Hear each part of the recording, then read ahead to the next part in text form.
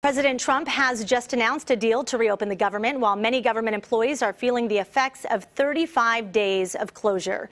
CBS News' David Begnaud is live in Washington, D.C. now with reaction from those federal workers. Great to have you with us this afternoon, David. Tell us where you're at and what you've been hearing this morning as things have been changing.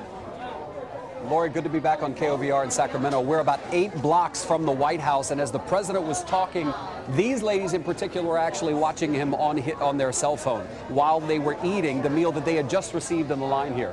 Free food being offered to government workers. Chef Jose Andres is the man behind all this. He's got 20 locations around the country, several in California.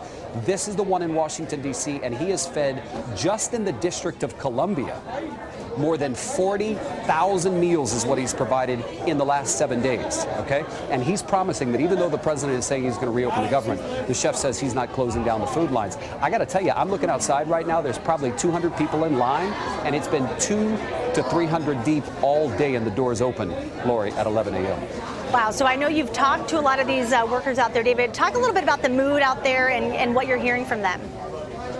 You know, it's interesting. The mood is nonpartisan, if you will. You might expect a lot of people to attack either the president or the Democrats. That's really not happening. What we're hearing from people walking in is, I'm here for my 7th day for a free meal.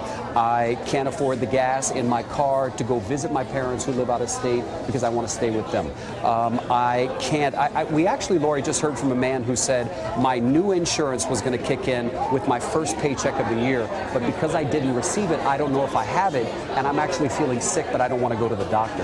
Just so many different stories from people, but most people not really being political, just saying, here's how it's personally affecting me.